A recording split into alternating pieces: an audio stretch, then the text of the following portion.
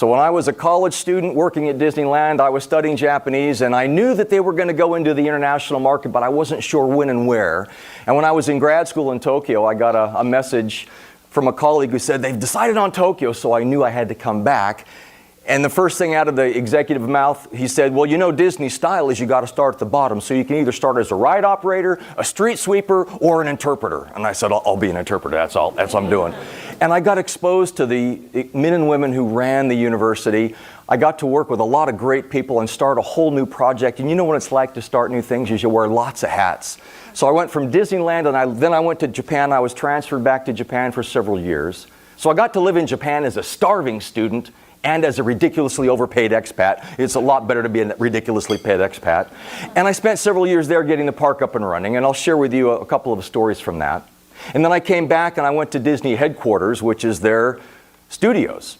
And the whole time I was in the Disney organization, I was exposed to men and women who worked directly with Walt Disney. Now, you probably don't realize how blessed you are to be in such a young company. What are you celebrating? Sweet 16 this year, right? And you have contact with Larry, with Sergey, with Eric. I never got to meet Walt Disney. Walt Disney passed away in 1966, and in those days, they were not hiring 11-year-olds to run the company. But the men and women that mentored me did get to work with Walt. So I'm going to share with you some thoughts about that as we go along. Is the slide? Woo! That's why your heads are going like this right now. As that gets set up and running, I want to share with you something else just to set the tone for what an amazingly qualified guy I am to be speaking to you today.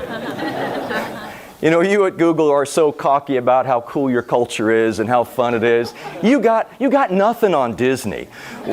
When I worked at the studios, I participated in a voice contest.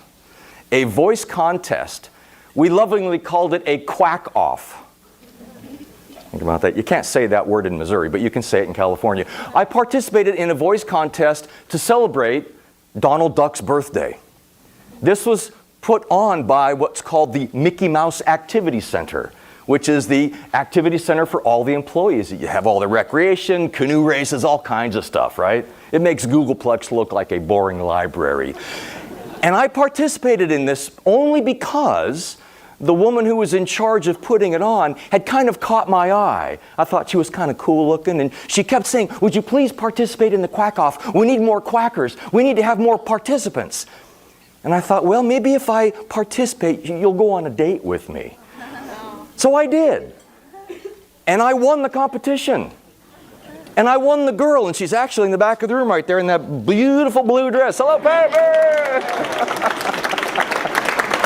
Actually, it was kind of a surreal environment. The man who was the MC of the activity was the voice of Mickey Mouse. Well, at the time, the guy who was the voice of Mickey Mouse was about 6'3", had a full beard, he looked like a lumberjack, but he talked like this. So it was really surreal to look up at this giant guy and think, oh my gosh, that's Mickey. And the man who had been the voice of Donald for years was going to retire. He was in his mid-80s. His name was Clarence Ducky Nash.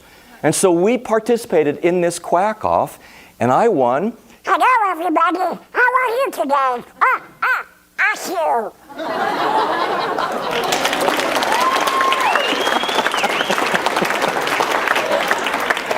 And the guy who came in second is now the voice of Donald Duck. Go figure.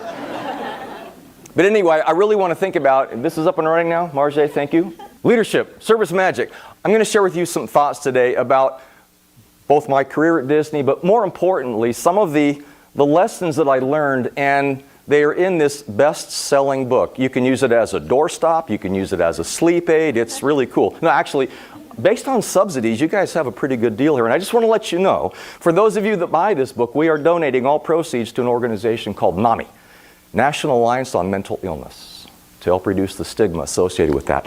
But in here, I have quotes, I have ideas from many men and women, but in particular, the man who I referred to earlier as the mentor that helped me for many years, a guy named Van France. Van France was hired directly by Walt Disney in early 1955. Disneyland opened in July of 55. And Walt was smart enough to realize that he and his team of designers, architects, construction people, ride engineers were architects of things, of science. And they needed a person to be the architect of people development. Much like you have a chief cultural officer, HR director, Van France would have been the chief cultural officer of the day. And he's the one who started the Disney University. It wasn't known as the university originally, but he's the man who created the university. So I want to share with you some thoughts about what Van brought to the table and compare and contrast, seriously, the amazing culture that you belong to. You think about Googlers and Nooglers and Googleplex and all of the vernacular that this young company has created in such a short amount of time. You have to have a tremendous amount of pride. I feel the same way about Disney. We had our own vernacular, which has lived. Disneyland is going on 60 years of age now. Cast member, on stage, backstage, good show, bad show. But here's the point. The culture is a lot more than just words. It's a lot more than fanciful colored bikes. It's a lot more than free lunches. It's a lot of hard work. And I'll share with you briefly how we squandered that at Disney. We actually almost lost the entire company. Not once, but twice in a 20-year period, despite the name recognition, the international brand and love for all the characters and all the attractions we'd built and movies and songs and that sort of thing. So yes, enjoy your unique culture and your position in the world and constantly being put on a pedestal and recognized as one of the best employers in the world and to have such a great environment in which to work. I envy you. Enjoy it while you have it right now. Enjoy it in your youth. Enjoy it as you get older as well. So I'm going to share with you a thought from Van France. And this slide I've got right now, capturing hearts and minds, fosters trust and innovation. Again, Walt Disney was smart enough to realize that his team and he had to focus on the hardware, on the rides and on the attractions. But who was going to get those cast members on board that were going to create the happiest place on earth? People that didn't know a thing about theme parks because theme parks had not yet been invented. 16-year-olds to 85-year-olds and everything in between. How do we do that? And so Van created this environment, and he learned that that environment existed for decades before he ever saw Disneyland. Let me read one little excerpt from the book that I used to kind of set the tone for what Van walked into when he realized that his own quirky sense of humor was going to fit in perfectly with Walt Disney's quirky sense of humor. So I say in here, Van first met Walt in 1954. Then he was asked to join the company. He said, I was asked to meet Walt Disney, and the meeting was held in the animation building. This is where all the artists reside at the Disney Studios in Burbank, California. The meeting was held in the animation building, home to all the artists, and it's also where Walt's office was located. I parked in the visitor's lot and set off on foot down Snow White Lane, past Dopey Drive, until I came to Mickey Mouse Avenue and the studio's 3-story animation building. This is from a man who worked in World War II factories. He worked in aluminum smelting plants. He worked in anything but a fun environment, but he was an irascible character himself. In fact, one of the ways that we described Van France to our fellow colleagues who never got a chance to meet him was he was a combination of Snow White kind of person, but really he was more like Mary Poppins. He was beautiful in soul and spirit, and he was a guiding light like Mary Poppins. He was like Jiminy Cricket, guiding Pinocchio down the right path. So he kept us on track to keep Walt Disney's dream alive. But he was also like an angry Donald Duck, and Donald's known to have a short temper. And if you gave excuses, he would get in your grill immediately and let you know in no uncertain terms what was wrong and how you had to fix it. In fact, one of Walt's favorite quotes, and Van taught this to me, was, "Don't come to me with no because. Come to me with yes, if." And that opened up all kinds of doors of creativity and opportunity. So this thing about capturing hearts and minds, and one of the things that we tried to do, and I think did it pretty well in the Disney University, when we would have new hire orientation every week before a busy season at Disneyland or Walt Disney World. We'd have 60 to 80 to 90 new hires. We didn't call them nooglers like you do, but they were just called new hires, new cast members. And we had 8 hours to inculcate them, to get them excited. And in addition to sprinkling a lot of pixie dust on their heads, we did a lot of other things to capture their hearts and minds. And one of the most important things that we did was this. We talked about the importance of teamwork, of cleanliness and friendliness that our customers paid a premium for. They'd pay a premium to come to Disney because it's clean, it's safe, and the rides work. Yes, Universal Studios might have faster, sexier rides, but they break down all the time. And they might have more employees, but they're snarky. If you ask a Universal employee, where's the washroom, they're going to say, it's over there, can't you smell it? But if you ask a Disney employee, they're going to stop, they're going to look at you and say, sir, ma'am, it's right this way, with an open palm. But we would talk about this, we would show videos, but it's still at the cognitive level. It's just at the brain level. How do we capture their hearts? And so the last hour of orientation, we would take them through the park. We would talk about the architecture. We would talk about the theming. But our primary goal was for them to see with their own eyes multiple examples of non-custodial personnel bending over and picking up trash. Executives going to and from staff meetings. Cast members, obviously not custodians, going to or from breaks, bending over and picking up trash. And as soon as my new hires saw that, I know that I've captured their hearts. Now they're thinking, oh yes, what they talked about there in the Never Never Land of Disney University actually happens. Where all too often, I see organizations, and I'm not saying Google, but a lot of organizations try to emulate the Google culture, the Disney culture, and metaphorically, like I have on the slide here, try to put up a coat of paint on a dilapidated, rundown building. The culture isn't strong, or it's not even set up yet, but they think just by having fanciful names, colorful t-shirts, or really cool posters on the wall, that'll make people buy in.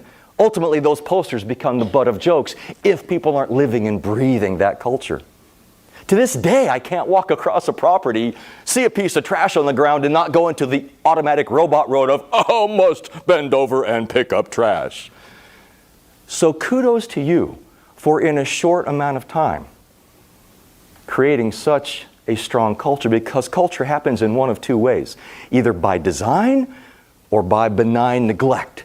And all too often I see benign neglect taking the stage. People not really trying to mold it, just letting it happen.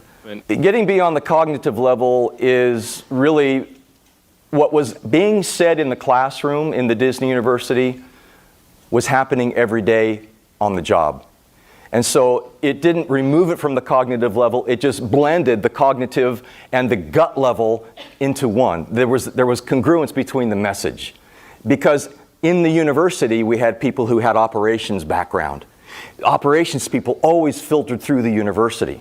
So when you walked out as a newly hired employee or as a mid-level manager, or when Michael Eisner joined the company, and I had him in the Disney University. In fact, on the back of that book, you'll see Michael wrote a testimonial saying, when I joined Disney as the CEO, I had to go back to school to the university. When the CEO walks into the university as the equivalent of a noogler, that sends a massively powerful message to everybody else in the organization. When I was in charge of training at Disney Studios, that's a whole different ballgame, training 35 to 85-year-old Hollywood executives. They're a tough crowd versus the bright-eyed, bushy-tailed kids you get at Disney World or Disneyland. I wasn't going to fight the battle of having a discussion about creativity with them.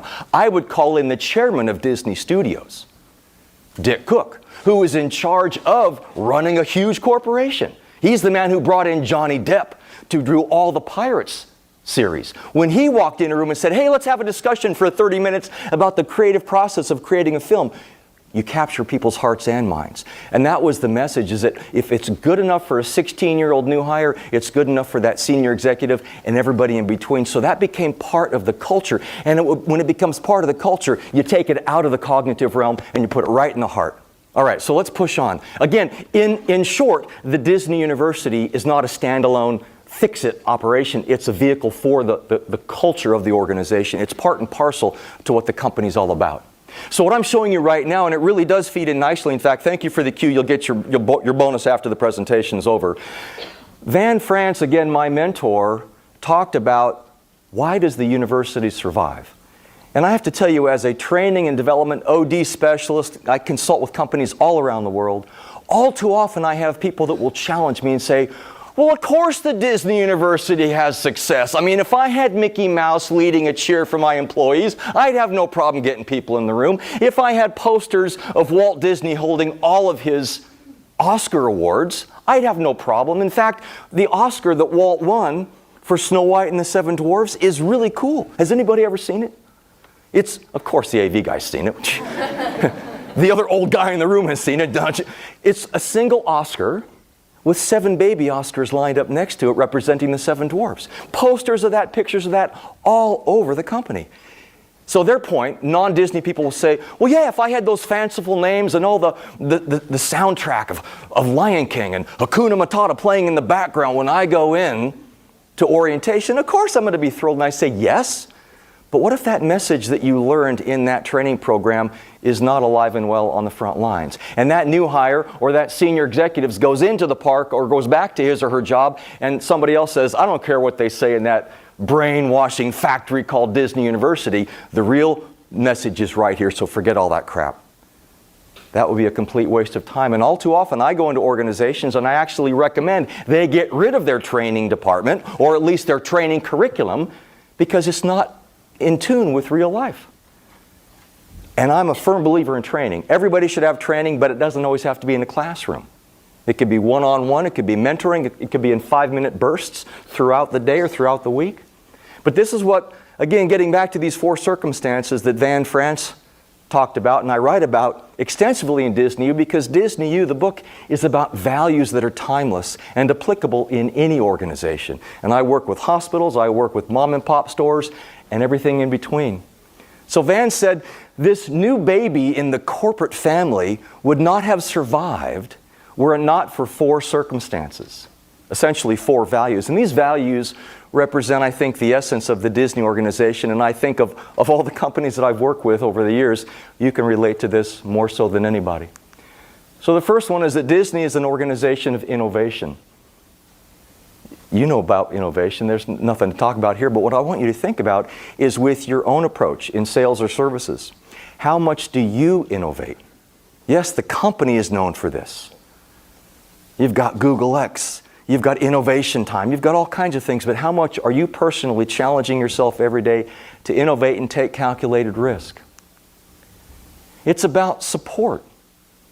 Leadership support, the example I just gave you of Dick Cook, the chairman of Disney Studios, coming in and leading a 30-minute discussion about creativity.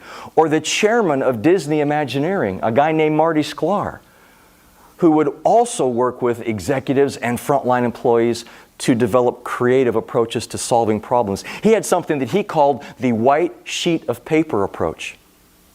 He writes about it in one of his books, and my wife and I were recently with him, spending a whole weekend with him going over some things, and we're going to see him tomorrow night. And he said, my staff of Imagineers, of animators, of creative types had massive stress.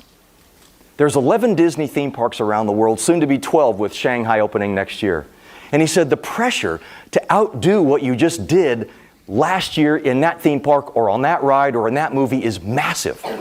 And so the metaphor that he used was this piece of paper. He said, it's like staring at a blank piece of paper. Even if it's a computer screen, it doesn't matter. But that blank piece of paper scared the heck out of a lot of my Imagineers. And so I said, this is Marty now, and so I said to them, you can look at that blank sheet of paper in one of 2 ways. You can look at it and say, oh my gosh, I'm so intimidated because I have to put the first words on that paper. Or you can look at it and say, oh my gosh, isn't this exciting? I'm the one who gets to be the one who writes the first words on this paper. So that's innovation. That's support from a guy named Marty Sklar, who himself was a writer, who himself pitched directly to Walt Disney the idea for the 10-cent Disneyland newspaper that was sold for years on Main Street of Disneyland. And he pitched that idea to Walt Disney when he was a junior at UCLA. So it can happen at any level. Thankfully, your corporation encourages innovation, and you have tremendous support. It's about education and the value of education.